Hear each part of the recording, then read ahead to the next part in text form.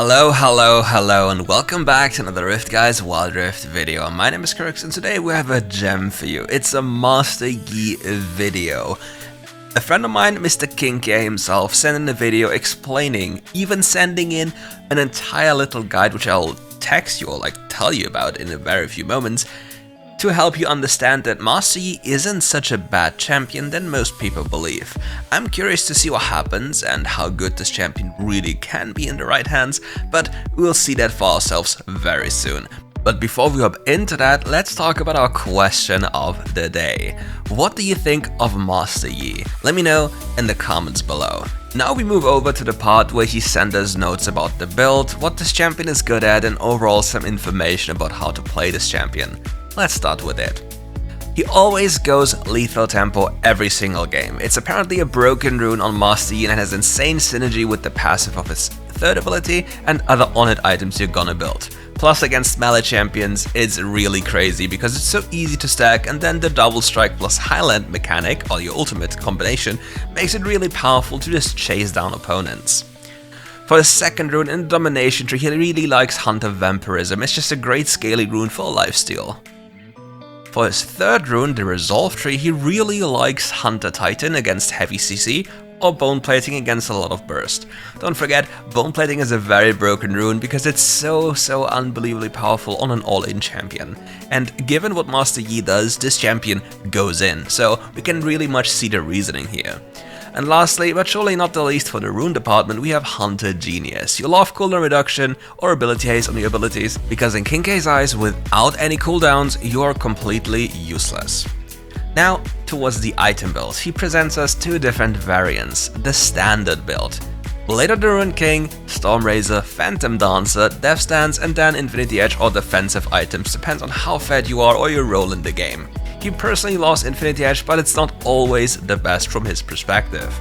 Against heavy magical damage or normal AP damage plus a Lulu, there's another build. For clarity, you have the Lulu. You have the Blade of the Ruined King, with Sand, Phantom Dancer, and then if the enemy is full AP, Spirit Visage into Bloodthirster.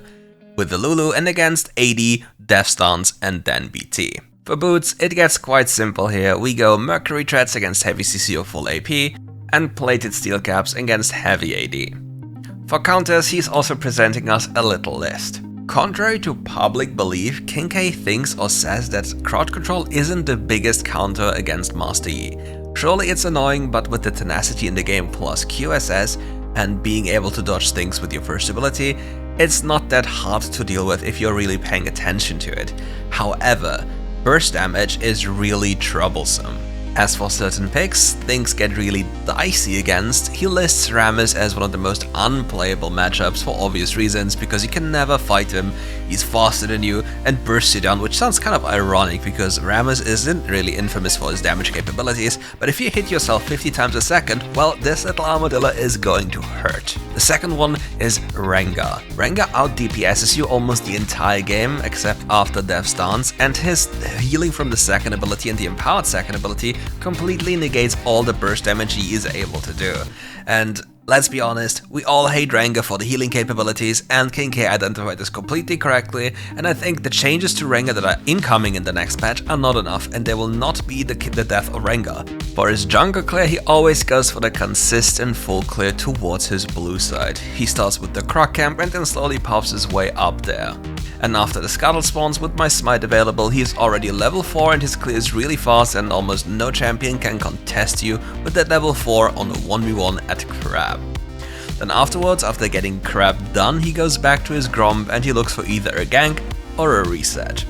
Then straight up back to his Croc Camp looking for another gank or continue farming. So you see he pathes towards his camps, so he has things available, options available, and isn't pigeonholed into just doing one thing and then losing out on another thing. He tries to combine those things as he goes on, which is very mandatory for the jungle role. After the second red buff, you usually have your Blade of the Ruined King, and now your champion is disgustingly broken. You're able to 1v1 every melee champion in the game if you play it well, except, well, the two named champions above, and you have time to snowball. Let's now talk about the first objective. King K lost to the Herald first as long as his Baron laner isn't running it down. He loves sidelining in the later stages of the game because his 1v1 potential is insane all game long the moment he completes Blade of the Ruin King. Another thing about Master Yi is that you can 2-man Nash with 3 items as long as the other person tanks. Usually this is kinda risky and it takes long, but it's a very high possibility of pulling it off when you need it against teams or in states where it's really looking dire. Lastly, you never want to be the one starting a bigger skirmish. You want to wait for someone of the enemy's ability to go on cooldown and then look for a fight right after. For example, the enemy team uses high value cooldowns such as ultimates or summoner spells, and then you're like around the corner and ready to clean up, because that's what your champion is really good at. The only difference in this scenario would be if the enemy is face checking you and you just instantly full secure lethal tempo and blast them into the next game, cause then you might be able to just easily 1v5. As far as closing words, he's leaving us something about the mental game. Master Yi is an insanely well scaling champion and you are the strongest on 1 and 4 items. So keep your mental up because you'll need it. A lot of your teammates will just flame you for picking Yi and insult your family, but just ignore them and play the game. I know it sounds rough, but you have to do it. To sum it up, you are an Omega selfish champion, so you have to play like that. You are the carry and never surrender. And now, let's move over to his gameplay. Now it's time to start with the video. Rank 53 on the Master Yi on the legendary leaderboard. In case you didn't see, I know you didn't see because it's cut away, in the champion select he was already getting flamed like GG, go next, we have Master Yi. So this time it's time for him to convince his allies that he's not just the typical Master Yi rundowner, but a true carry when it comes to this game. So, previously mentioned, he'll start with the Crux and clear towards his blue buff, and then go towards the Scuttlecrab to then go back to his Gromp. The enemy team is invading and he spotted that one. So what is he gonna do next? Obviously he can't walk in there because it will just be death. But this is such, Nautilus, why are you running it down? Let's just be honest, we knew how many people were there and there's nothing to be done, and yet you just managed to run it down for fun. He is not at fault, but the Nautilus. Nautilus just ran it down for fun, but unironically, this death of Nautilus might help out King K a little bit, because the Pantheon just doesn't get anything done. He's just wasting his time walking up and down for no reason. But for some reason, King K's team is absolutely... I don't know, I have no idea what they're doing. And he gets baited into a fight that just is borderline unwinnable. It's just way too much of a risk to go for this play, but with Zeri there, it might have looked different. But Nautilus also lost his sums, it just looks so difficult. The game is already at a very dire spot, but let's see if he can keep up the mental to scale into the later stages of the game to carry these absolute demonic creatures on his team, especially the Nautilus. Okay. His Nautilus is already flaming him, even though he was running it down relentlessly with the early game. Quite the interesting thing. And in all reality, Lucian Senna will literally eat Nautilus Zeri alive in the early stages of the game. It's just how it goes, bone plating is too broken, and Nautilus is too busy standing on the tower enjoying his time, while King K is clearing his jungle. Ideally, King K would look at the champions on the map, what is happening, to just get an idea of what he could potentially do. But in all honesty, this game at this point is just full clear, turn off any game sound, turn off pings, and just keep on farming. It's a 0-5 start and everything is doomed. And it's not even remotely his fault. What did he do? He tried to help his teammates trying to overcommit. That is the mistake. However, it could have worked out potentially. Pantheon, she's ganking mid lane, jumping on the enemy, forcing his smite to instantaneously get the Scuttlecrab and waste Pantheon's time. Unironically, Pantheon yet again not getting anything out of this and going back to his own jungle with Riven recalling as well. Now, Fiora already recalled after killing Kai'Sa, and the wave, we don't know how the wave looks like because we haven't looked, but Kai'Sa seems like she pushed it in. Yes, it's hopefully going to crash. If Fiora was a good player, she would have frozen the wave and then Kai'Sa would have just lost the game. Because he just can't path up there to change this and is forced to go to his Croc camps whatsoever. And then things get really dicey for the Kai'Sa. Luckily though, the Fiora didn't do so. Not much to do for now, time to just scale and wait for the best. On level 5, Nautilus can get something done and the enemy is for some kind of reason running it down. We'd love to see it. Real question is, was it really mandatory to use our ultimate here, or was it just overcommitment? Because now we don't have ultimate, even though the enemy already overcommitted under the tower, so we just basically lost a vital cooldown for basically nothing. However, if you think about what we want to do in the next 30 to 60 seconds, we just want to clear jungle camps. What I dislike so far is that we don't see any information gathering on lanes. However, what I like to see is a proper recall and level 100 gold for the Blade of the Rune King to then get back into the game. So this is something I just slightly was didn't notice, because I didn't have the value in mind, but then the moment he recalled, it made sense because he goes for the spike. Remember what he said earlier on the first item spike? Blade of the Rune King is a major spike and there was nothing to do for this time apart from waiting for camps to spawn, so he just recalls for the item spike. Now he's going for a play, I assume, based on Nautilus ult cooldown. So the enemy should be just dead. Oh, and the enemy used his flash, Delusion. Maybe he gets a double here if the enemy makes a mistake, gets for some spacing and goes in on the Pantheon. He should be completely fine, but obviously can't fall over the wall due to him already using his first ability, which is something that, depending on the situation and your movement speed, you can actually play around with as a Yi. As the enemy goes closer to walls, you can just keep your first ability and just follow them over as they flash over to get away. This is something which will require a lot of time for you to just learn when the enemy is going to do so, and then abusing the fact.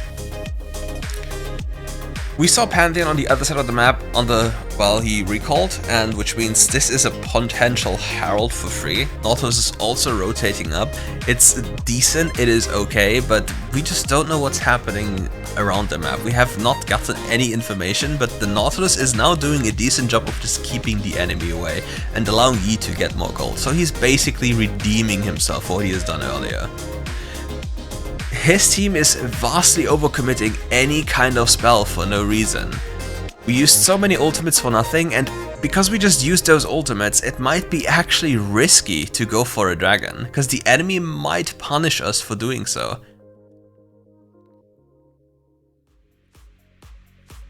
If you're wondering if there's any sense behind what the people are doing, you will probably not get an answer, I'll be honest. Because there's no proper reasoning available, and especially the Fiora just walking up like this, getting ready to get Master Yi Q'd for no reason, is the similar thing. Now the enemy has to back off, the Fiora just can't do this, she'll just instantly die. Like, it doesn't make sense. Sadly, he got out. Oh no, Mr. Kinkay, you got outplayed. You got absolutely played. The moment you see the Senna ultimate, it's over. And the question is, why not just drop the Herald as you attack the tower, so the Herald will kill the tower and give you all the gold solo, so you take down the tower with full platings and get yourself really high amounts of gold, because you mentioned you're a very selfish champion, so why not play around this? Now, we are on a timer, we have like 20 seconds left for our Herald to be placed to get the maximum amount of gold. So we can't do any camp and we are forced to run it down to a specific lane to get that gold. And we're also sharing the gold, which is something we are not really happy about. We don't like sharing gold because we're a selfish pig. Once again, going back to the camps, trying to maximize gold income to hit carry potential. For this game specifically speaking, if you look at the raw availability of potential in terms of ganks, we have triple AD carry and the Nautilus. So, in all honesty, the best play available for us most of the time is probably running towards the Nautilus, him pressing ultimate and us getting fed over and over again. That is the consistent play. Alternatively, we can abuse Kai'Sa as a body bag, or rather as a bait. Like, the Kai'Sa already died plenty of times in the early game, which gave the Fiora false confidence. This confidence we can then use to hide behind the Kai'Sa in a brush and then counter gank, or just kill the Fiora straight up because we have enough damage now. With Yi, it's also possible to just dive people thanks to the reset we have on our first ability when it comes to turret aggro. In fights, our W is just a lifesaver, but well, our Kai'Sa just doesn't do anything. She just can't do anything. She's not strong enough. And here we got completely obliterated by the enemy rotating onto us and the Nautilus not being with us. If you're a support player and your AD carry is not the strongest pick or not the strongest in the game as of right now, there's no reason for you to stay around. There's not much for you to gain, but on the flip side, if you have a strong jungler, let's say he's fed or something, you can just walk around with him and collect kills. This gets easier if your laner in the dragon lane has wave clear, but most of the time you just have to just bite the bullet, because your AD carry will most of the time not do anything anyway, so you're better bet with a stronger champion. And given so far, we have seen that Yi has dealt a lot of damage in a short period of time compared to, for example, the Zeri. King K is trapping in a brush using a control ward, hoping that an enemy is face checking him. Sadly, Mr. Nautilus is just walking into the brush and saying hello. But there's something we didn't see earlier. The Nautilus replaced his control ward and just spotted there was a ward already in the tri-brush. Now, King K, not having any belief in his team and doesn't want to contest the other objective on the map, he just goes into side laning to just accumulate more gold. There's no platings available, so the value of the second Herald isn't as high, unless you can secure an inhibitor tower. Now we see that if the enemy face checks you, he just gets obliterated by you, because your lethal tempo is instantaneously stacked and you just run them down.